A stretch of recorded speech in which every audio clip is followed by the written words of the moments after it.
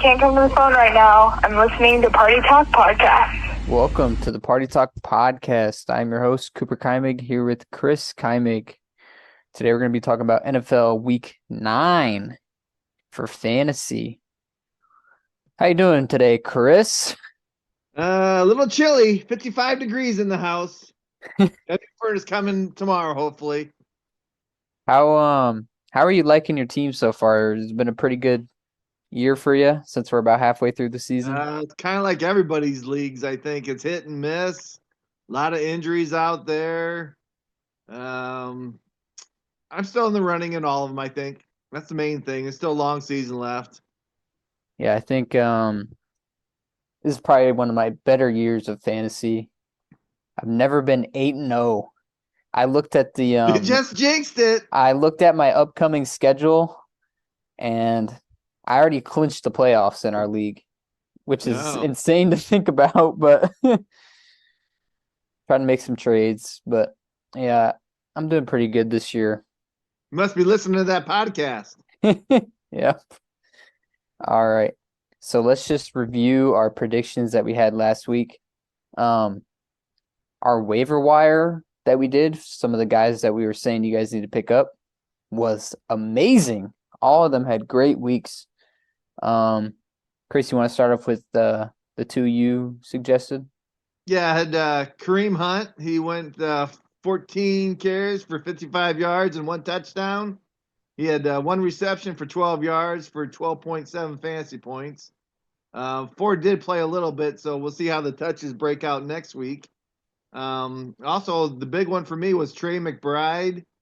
I got a little pissed because you mentioned Kincaid last week. I was hoping he would slip by and nobody would know about him, and I was going to grab him first.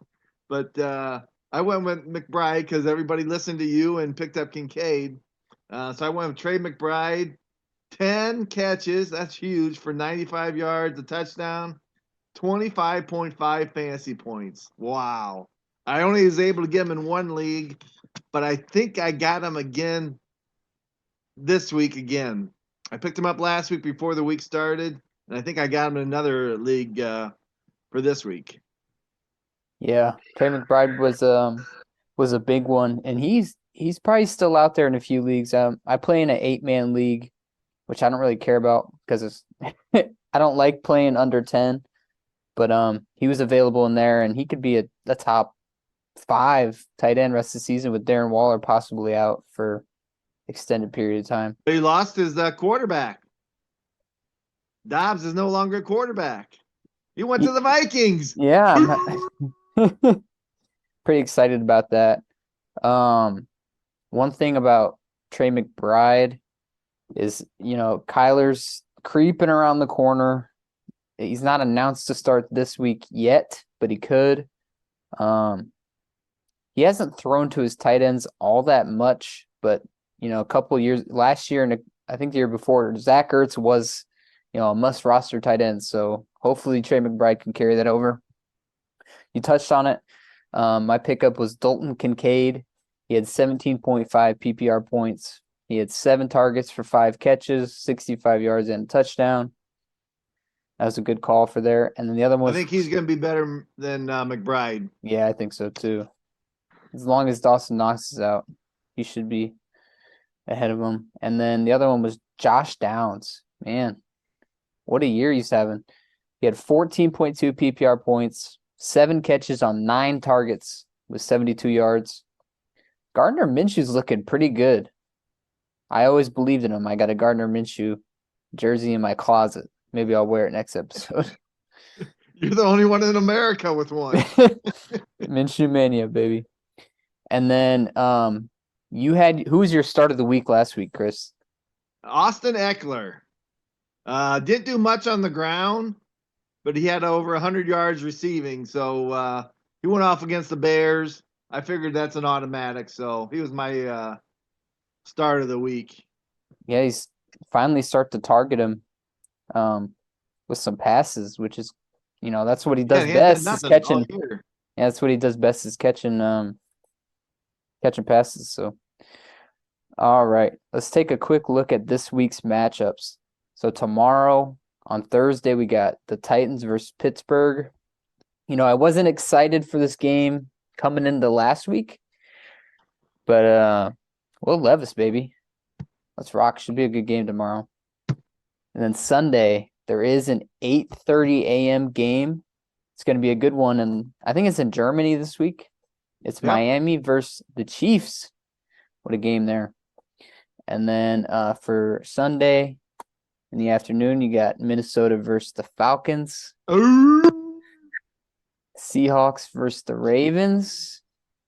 Tampa Bay versus the Texans. The Washington Commanders versus the Patriots. The Bears versus the Saints. Colts versus the Panthers. Giants versus the Raiders. Dallas versus Philly. That'd be a good one. And then we got Buffalo versus the Bengals. And then Monday night, we got the Chargers versus the Jets. Alrighty, so let's take a look at this week's predictions. Now, before we're going to start with the Pit of the Week, for those tuning in who haven't seen the earlier episodes, these are players that we just can't seem to trust right now. So we call it the Pit of the Week. Basically, they're falling into a pit and they can't come out until they get a rope. And by that, consecutive good weeks of fantasy. So In other words, they're Kyle Pitts, right? Yep. That's who we named this after. So who's your Pit of the Week, Chris? The first one I got is Tony Pollard of the Cowboys. 53 yards rushing, 1 catch for 2 yards, really, for a first-round draft pick. He hasn't scored a TD since week 1. I mean, that's just stupid. I picked him up in one of my leagues. I had like the last pick of the draft, and he did real good last year as a backup to Zeke. So I figured he'd do just dynamite this year. But I mean, he's still a great running back, but he hasn't broken out. He's still stuck in that pit, and right now he's currently 14th among running backs. So that's nowhere near first round worthy. Yeah. I mean, he was very explosive last year, and everybody was calling for, them to get rid of Zeke, and he looks about as slow as Zeke right now. Who's your other Pit of the Week? I hate to say, but Alexander Madison, 16 carries for 31 yards. Really? 0 TDs on the year. Well, that's the whole team. The Vikings just can't rush. We did score 1 last week, right? Yeah, I think we had Cam a rushing Akers. touchdown. Akers did, yep. He's currently RB 22, and he hasn't even had his bye yet. So he's probably RB 30 or something. Going anywhere from what I think you drafted him in a league or 2. I'm sorry to hear about that. Too many leagues. 3 leagues. I think it's time for Akers, man. The show's over. Go to Akers. We got to do something. Yeah. I play in 4 or 5 leagues. I drafted Alexander Madison in 3 of them. He's my favorite target. And the other favorite target was Cam Akers, and they're on the same team. And hopefully, I'm just hoping one of them, takes control and starts going off. I think they're going to start running the ball more, especially with Jaren Hall this week. I think. They have no choice. I don't expect him to pass that much. And Jaren Hall's a rushing threat. Same with, Josh Dobbs if he does end up being the starter. So that should open up the running game a little bit more, hopefully. So my Pit of the Week is going to be Aaron Jones. In half PPR leagues, he's only had more than 7.5 points once this year. He's playing less than 40% of the snaps in most of these games. Last week he recently talked about him not being fully healthy, and that his coach also said he wasn't fully healthy. They're trying to get him there, but I just can't trust Aaron Jones until he starts to put together a couple consecutive good weeks. So he's my Pit of the Week. All right, let's take a look at the waivers for this week. Some players you might want to go ahead and pick up. Who's on the top of your list, Chris? Cam Akers. See above. Madison, I think he's done with. Maybe he can spell Akers a little bit. They're both going to get playing time in Minnesota. Like you said, they're going to have to start running the ball. But I can see it switching, going 60-40 now for Akers leading the team. Yep. Who's your another That one is waiver pickup? Jahan Dak. Is that his name? Jahan Dotson? Dotson. Yep. Yep, the Washington. He was 8 for 108 last week and a TD, 24.8 fantasy points. I got one more if I can. Rashad Shithead of the Saints. Chris, it's Shaheed, not Shithead. Shaheed? That's his Yep. last name? Oh, I thought it was Shithead, man. I go Shithead, go! No, but I think he's a definite pickup. 3 for 153. Wow, that's phenomenal. 1 TD. He's got 3 TDs on the year, and he's his 4th double-digit points for the Shithead, I guess. Yep, that's a good call. I got 2 players you might want to pick up. One's going to be a tight end, David Njoku. Over the last 2 weeks, he's got 9 targets and 8 targets with 10 total catches and a touchdown. That equals out to 10.4 PPR points the week before and then 17.7 PPR points last week. He's been one of PJ Walker's top targets, and he has a great rest of the season schedule. If you need a tight end. What do we do when Watson comes back, though? Hope that he doesn't. I agree. Neither one of them look very good, but yeah. And then the other one's Kyler Murray. He's still only 32% rostered, and he does have a chance to start this week. But they want to ease him into it. They said he's most likely going to start next week, but like I said, it's not official yet. In games that he was healthy last year, he averaged 19.95 PPR points in 4-point per passing touchdown leagues. That is more than Tua, Patrick Mahomes, and Lamar this year. And he's just sitting on waivers. 32% rostered. If you need a QB like me, who just lost Kirk Cousins, I'd go ahead and grab him. All right, who's your start of the week, Chris? One of the best players in football right now, Tyreek Hill, the Dolphins. Now, if the Chiefs gave up touchdowns to Jerry, Stinking Judy, and Sutton, there's no way they're going to stop Hill. There is no way. He's going to run wild. I can see 150 plus and a touchdown. I know everyone's going to start him anyway, but he's going to be the king of the hill, I think. I could see 203 touchdowns in a Germany game. I mean, you don't think of the Chiefs as having a bad defense, but giving up, I mean, that was just a terrible game against the Broncos. I mean, it's bad. Yep. And my start of the week is going to be running back Saquon Barkley. He's got a great matchup against the tired Raiders defense, who just fired 2 of their coaches, and I think someone in the front office as well.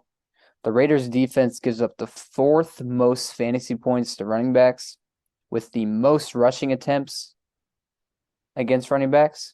Saquon had 40 total touches last week, with 36 rushing attempts. The Giants' offense runs through Saquon, and Saquon will run through the Raiders' defense. All right. And for a sleeper of the week, I got Kareem Hunt. He's got a great matchup against Arizona, who gives up the 3rd most fantasy points to running backs per game. This is a game where I think the Browns will ground and pound, and I look for Kareem Hunt to have a big week. And I can't believe he's only rostered in 66% of ESPN leagues. All right. Let's get into our bet of the week. Let's start a new streak here, Chris. What's your bet of the week? Yep, I'm going with, talked about him a little bit earlier, Tyreek Hill with a touchdown. He's at minus 125. I went with that game right there because that's going to be everyone wants to watch that game. So I got Jalen Waddle plus 150 for a touchdown. Raheem Mostert for a touchdown at negative 120. And I'm going to go with on the backside of it, Travis Kelce, minus 130. Or if you go that 4-leg parlay, I don't know if it's going to pay off, but $10 is going to win you 120. So you big spenders out there, I think I might do it. $10. It's worth it. Yeah, I think those guys, I mean, It's plus 50 on the point spread. It's gonna be the highest scoring game of the week. The Dolphins don't really have a lot of small guys out there. They have their big guns, Hill, Waddle, and Mostert. Jump on the bandwagon there. Kelsey's going to come back with a touchdown. So, and also I checked. There's no passing yards or touchdown lines for Tua yet. 'Cause I think they're thinking this is going to be a high scoring game also. So it's kind of weird. They have Mahomes' passing stats out there, but they didn't have Tua yet. So I think it's kind of volatile right now. Yeah. All right. My bet of the week is going to be a same game parlay for Thursday night with the Titans versus Steelers. It's going to get you plus money at plus 130. I got DeAndre Hopkins, 25 plus receiving yards. Deontay Johnson, 4 plus receptions. Derrick Henry, 40 plus rushing yards. And Najee Harris, 25 plus rushing yards. Remember last year, Derrick Henry's yardage was over 100 almost every game. His bet lines were almost over 100. Yeah. Crazy what a year can do. All right. That'll do it for the Party Talk podcast. Catch you guys next time. See you guys later.